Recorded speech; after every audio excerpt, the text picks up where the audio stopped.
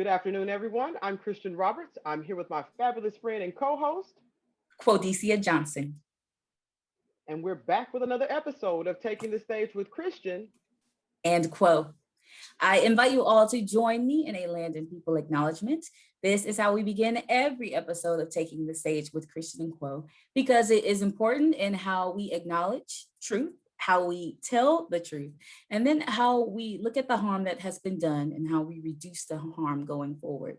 It is also important in the ways that we connect and how we own the stories and our truths in the ways that we can tell those beautiful stories going forward. So I want to take the time right here, right now in this space to say that we in Dallas are on stolen land. We are on the land of the Caddo, of the Wichita, and of the Comanche sovereign nations. Nations that created stories that lived the full human experience. Nations that cultivated the land since time immemorial.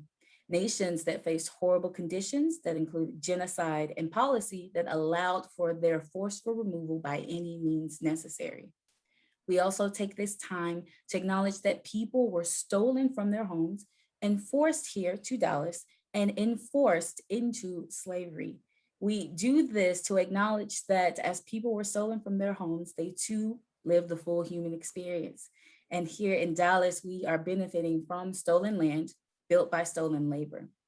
I do this again, not to play the blame game and not to place blame, but to acknowledge that these are things that we've all inherited. And by acknowledging these things and by truth telling, we have the opportunity to uplift these amazing and wonderful communities, to uplift these beautiful voices, and then again, to reduce the harm as we go forward together. So I thank you for joining me in this land and people acknowledgement. And of course, we thank you for joining us yet again, week after week. Very much appreciate your support out there. You continued watching of us each week. The feedback, the questions we get when we go live is just fantastic. Special shout out, as usual, to David Lomeli, our brother and friend. Hey, David.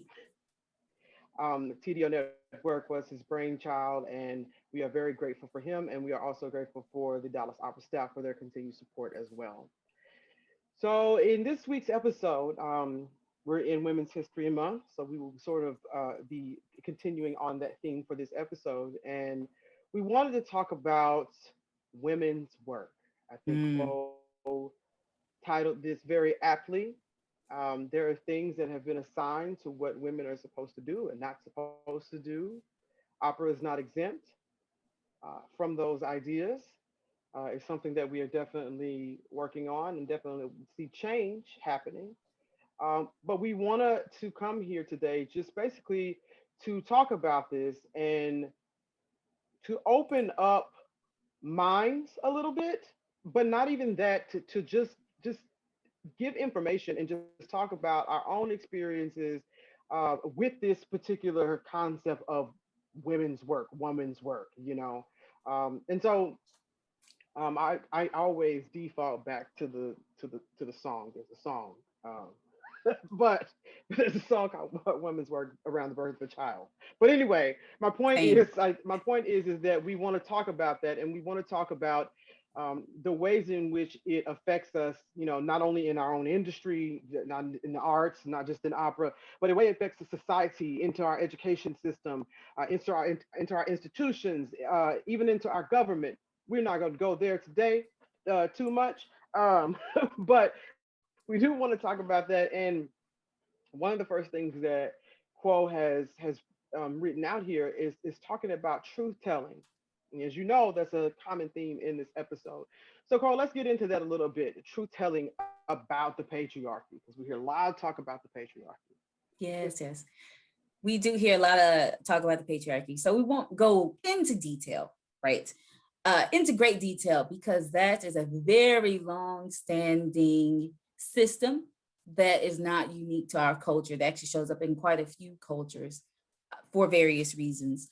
But just the assumption or the understood assumption, if you will, of the differences between male and female. We're not talking about gender. This is about male and female and the ways in which those form into genders and how that forms into gender roles and who gets to determine who has power, physical power, who has political power, who has religious power, who has educational power, who has all of these combinations of power, and who can decide who is able to come into the room, who is able to speak into the space, and whose voices are valued in decision making.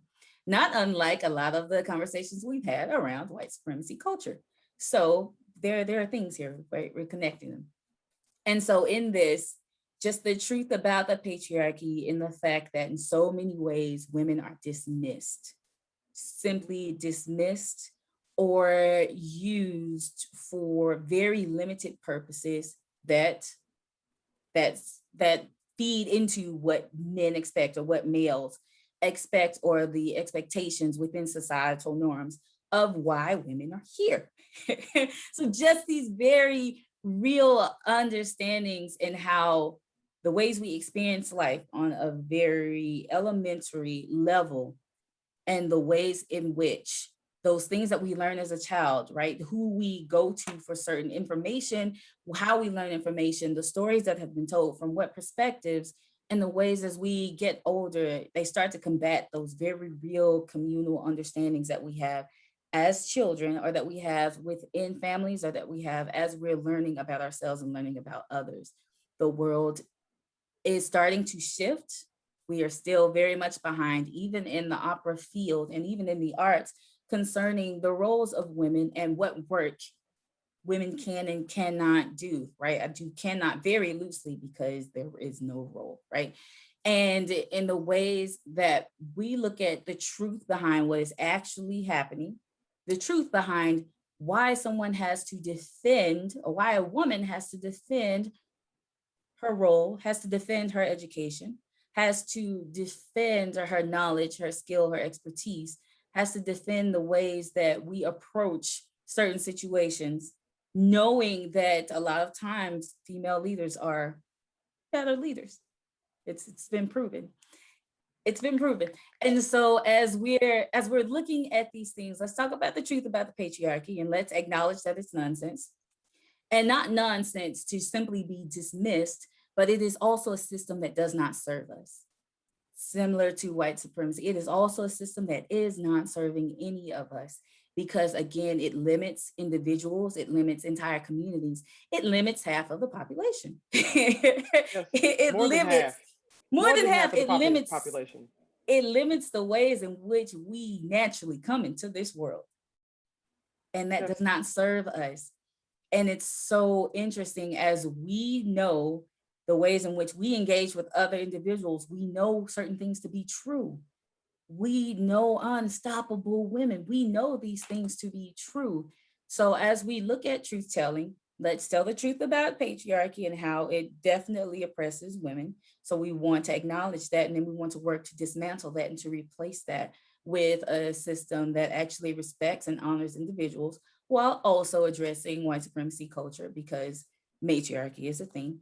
And so as we're Yes, it is. looking at, right, especially white supremacy, so as we're looking at these things, we want to start to take ownership of the fact that we know that women are capable of doing so many things, and that we relegate women or females to so few tasks, and then disrespect those tasks, and then do not put in the place to support those tasks, do not honor those tasks. And so there's just a lot of things that are happening in this space. So we wanted to start this episode out with that truth and what that looks like in different spaces, because it is not just in society, it's happening in our organizations. Just even the history of how fundraising came about for us in the United States. We have many nations who approach the arts in different ways. Some are government subsidized, and some are just inherent. It's just art, and we know we're supposed to do it. Here in the United States, in the ways that fundraising came about and principles for fundraising, you get people in the room with money, and you get attractive women to talk to them, to get money. It's all this way in which people are being used to satisfy the needs of others, when we all have needs. And those needs should be met on a very basic level. I am not talking about the need to be in a room with someone you find attractive. That is not what I'm saying. But the need to make sure that our organizations are supported, the need to ensure that we're not limiting people, the need to ensure that these glass ceilings or ceilings that keep taking place, that we acknowledge them and that we don't take up so much time celebrating when they are shattered, but that we take up more time ensuring that they do not form again and that they do not show up at another level and another level, right? In another iteration, you Yes. know, because that's what has happened throughout history is you'll break one ceiling and they'll find a way to create one that puts somebody in the same position with the same problems. They just call it something different.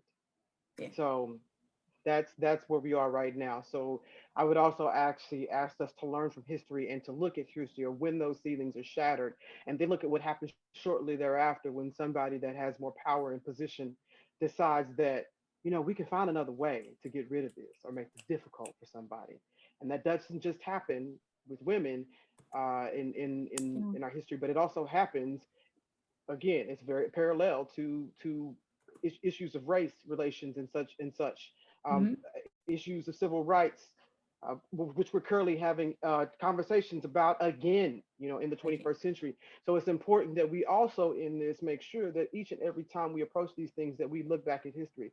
We have a horrible habit of not looking back at what happened before, and it lands us into some of the positions that we are right now, and we go, how did this happen?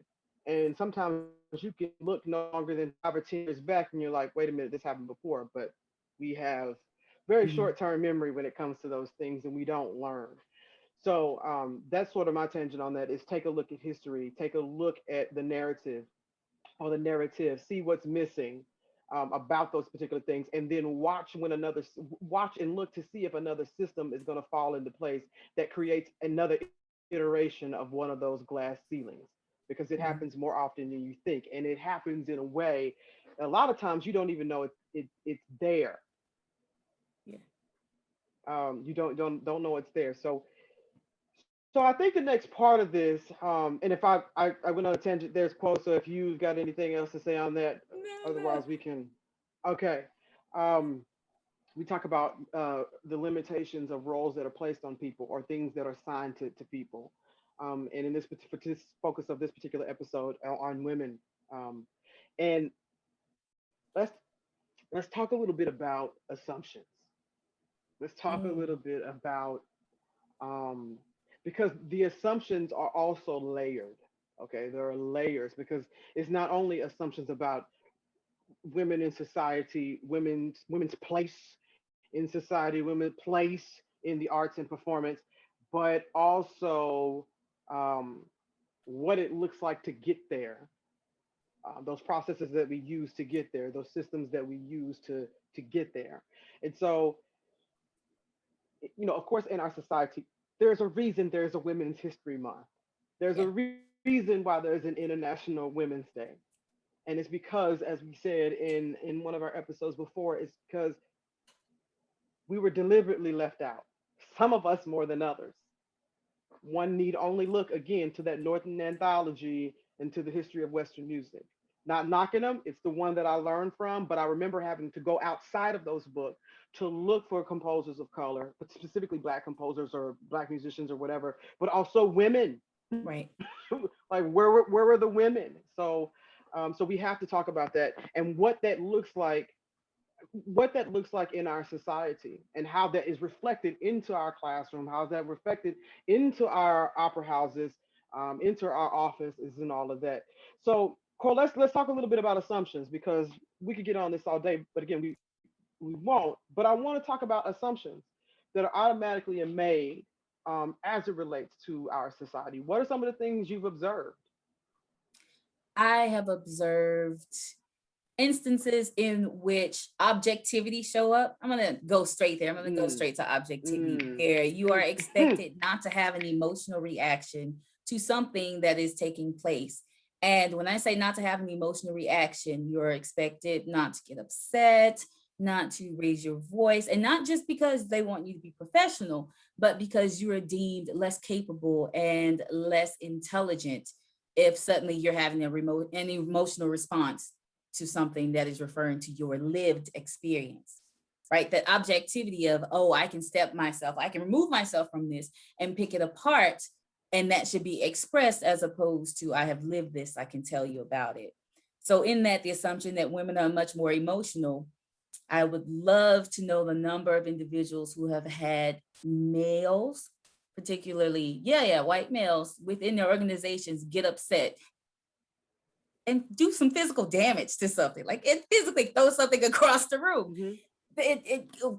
I'm talking even as in performance, and even as we've had conductors, as we've had directors, and not speaking to Dallas Opera, but just speaking in general of the ways in which we accept the lack of objectivity from male creators that we do not accept from female creators or from women creators, right? We accept them from, oh, this person is a genius, they are rude, this is just how they are, as opposed to, I expect women to be more accommodating, Yes.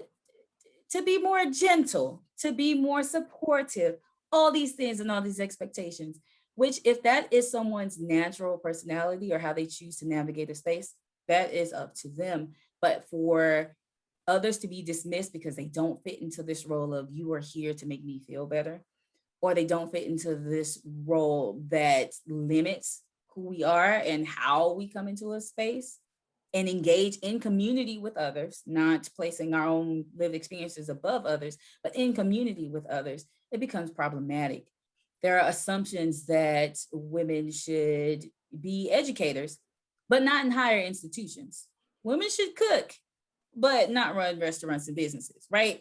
Even in this very limited way that those roles become one of accommodation. Those roles Yes. become one of very limited aspects as opposed to the full scope of the work. Here, you can do this part, but you can't come into spaces for here. We're looking at legislation. We're looking at we're looking at policies. We're looking at all of the many ways that our society needs to run and the limitations that are placed on women and the ways in which that starts to define what is woman's work. Yes. So you're not able to go into And these there's spaces. You can yes. go in these spaces, and that is woman's work. And then there are assumptions Yes. about that work. So it just builds. Well, and it's often associated with something soft, and in service.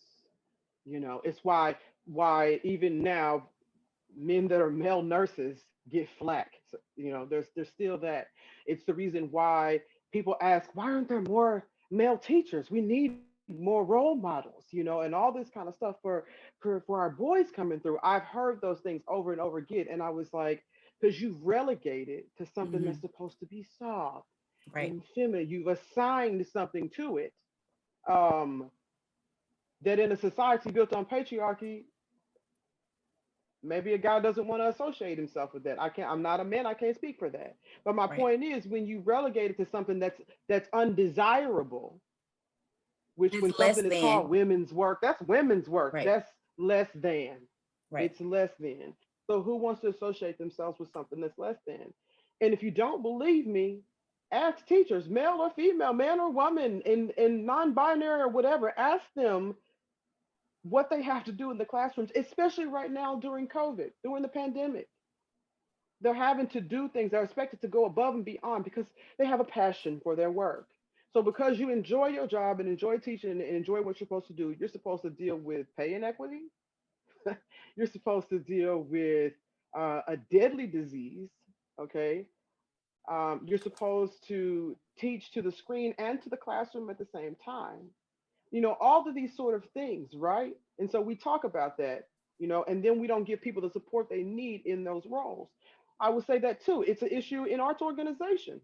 I said it.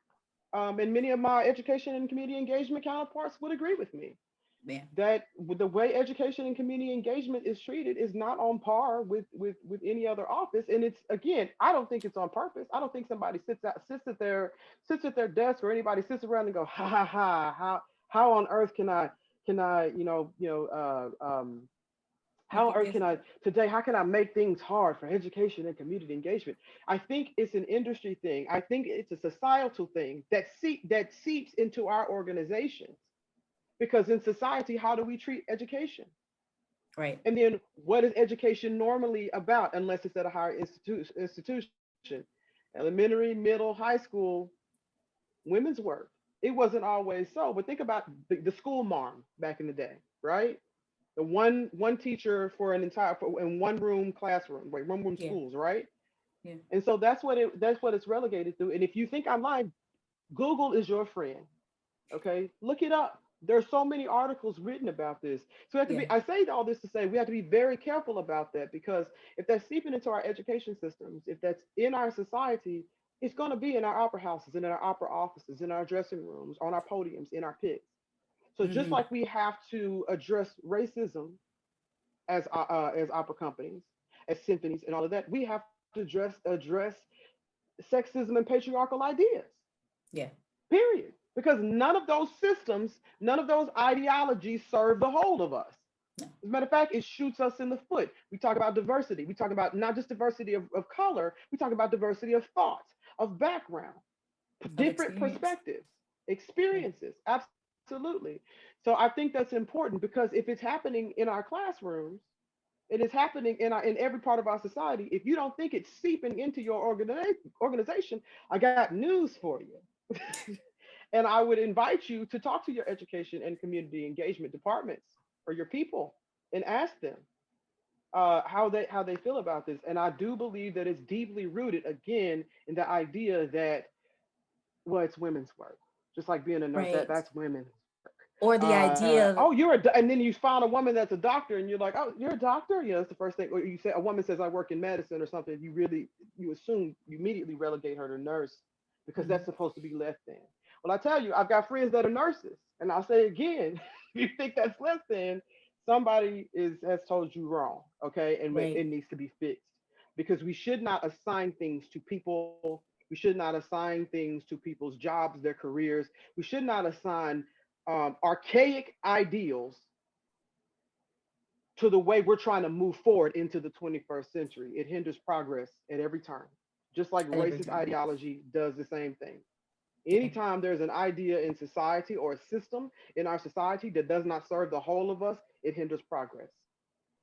And it's not built on anything that is real. It's built on a construct, and it's built on the voices of those who had the power to dictate how everyone else would move throughout society. This is not to speak to biological differences. There are biological differences. And I always want to acknowledge that in space, because we are meant to be different, completely okay. And not also not to misunderstand or misconstrue the fact that what is considered women's work is bad, because it absolutely is not. We are It's speaking not. to the ways in which we approach this work, this very necessary work on so many levels. The ways that we approach the work that women do, or the work that women have been forced to do, or the work that women choose to do, as less than. Yes. That's where the issue comes in, and that's where what we're wanting to address comes in, because it comes from the idea that women are less than. And oh, I have something to tell you. Right. I have so Yes. much to tell you if that is the assumption. So we have to ask ourselves why we approach the arts the way that we do as a society. And even within the arts, why do we approach leadership in the arts? Why do we approach creation of art and art making? Why do we approach engagement with community and communal approaches to so many things? Why do we approach them the way that we do when it comes to how we associate them with the work that women do?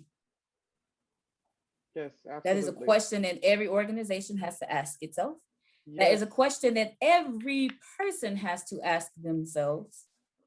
And even as we're celebrating and uplifting women and knowing the amazing women in our lives, all of us have amazing women in our lives in some iteration.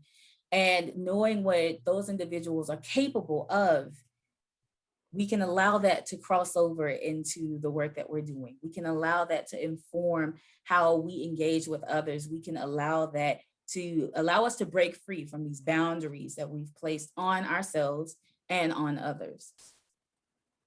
Exactly. It's one of those times again, like we said before about other issues we've brought up on this show, self-examination. You have to start asking yourself personally questions because organizations are made of people. Mm, And it's one of those things where you got to clean up your own house before you tell somebody else how to go down the street and tell somebody else how to clean up theirs. yeah, It's one of those things where you're looking at yourself and saying,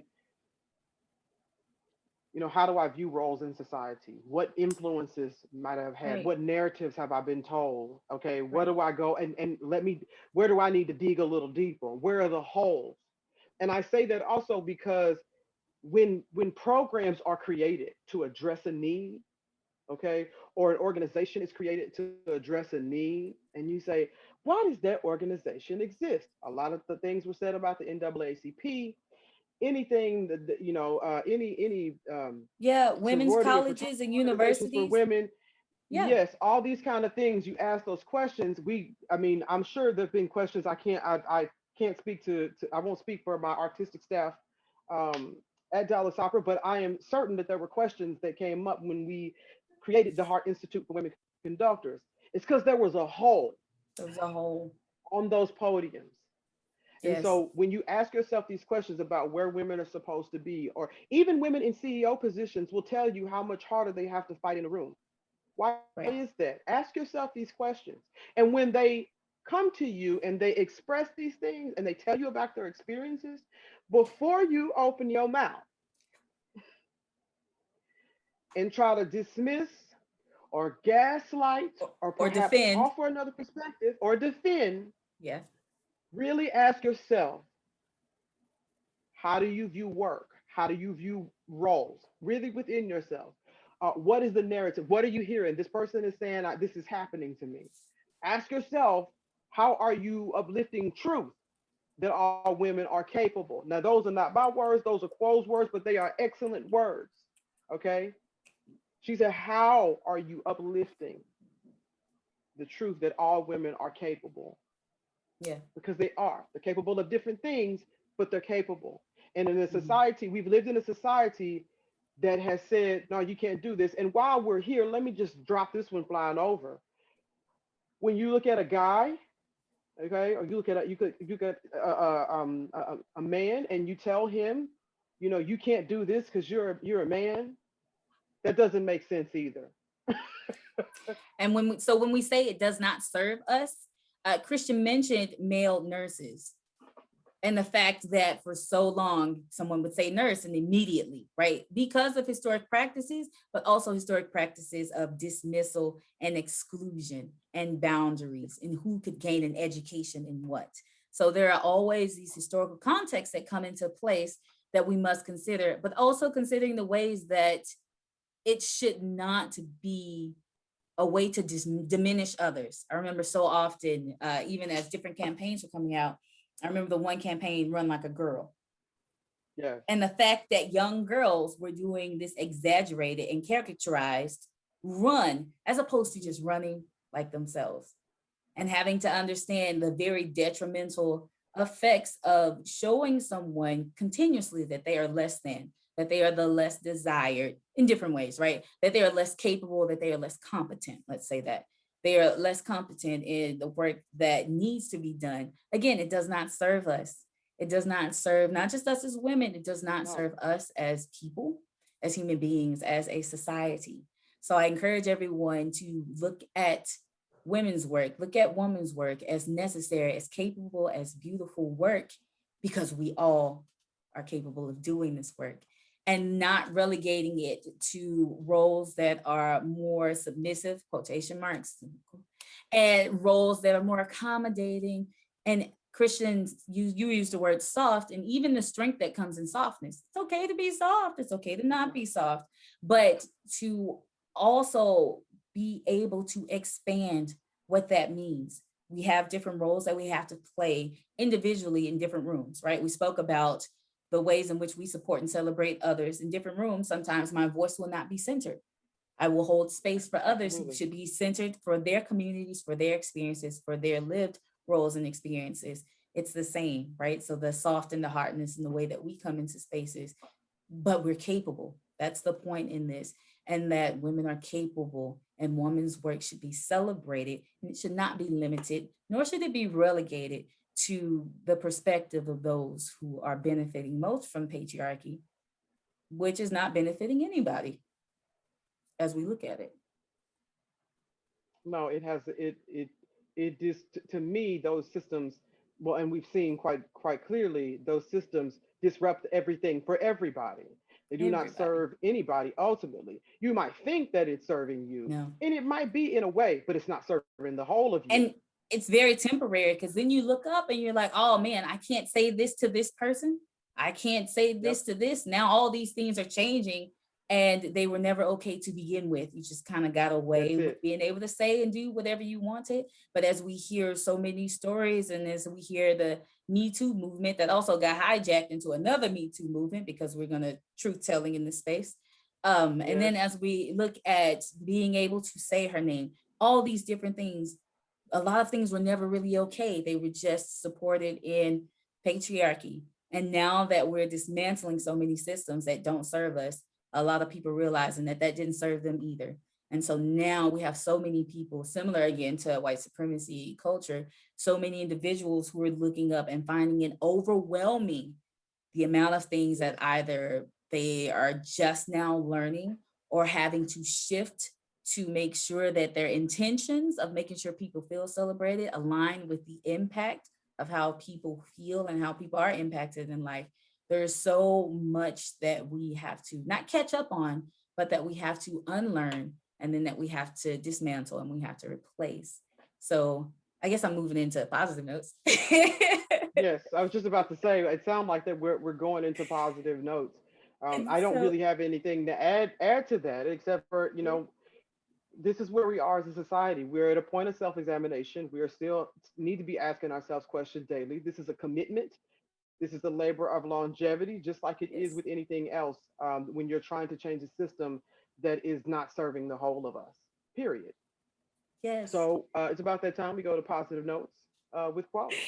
Yeah. So, in positive notes, as Christian just said, we are having to examine a lot of things. We're having to unlearn a lot of things, and that is okay. That is a beautiful space. It is a space that allows us to come out richer on the other end for it, as we know that we'll be stepping into another journey, right? This is lifelong work, it does not end. I encourage you all to celebrate women's work, celebrate, uplift, expand, right? Increase and deepen what it means for anything to be women's work because everything can be women's work, right? And so as we look at the ways in which we continue to celebrate women, the ways in which we continue to uplift women in truth telling, but also in how we go about changing our organizations and the work that we do with our organizations and how we do this work with your organizations. As always, know that you're not alone. I assure you, there's an amazing woman somewhere in your life. There's an amazing woman who has done something that is impacting your life, both directly and indirectly. And allow that truth also to be at the center of the connections that you make with others. It is okay to celebrate the full person. It is okay to say that what we have done thus far no longer serves us, didn't really serve us to begin with, and that we have the courage and the humility and the connection to move forward together. So, with that, those are my positive notes. Celebrate women's work, expand women's work, increase and deepen and uplift women's work. So, folks, as usual, be bold, be creative. And in this particular kind of work and in this kind of self examination, it takes that, not just this month, not just during this month. It's a labor of longevity. So go out there, connect with people, do the work. And we appreciate you joining us. We'll catch you next time.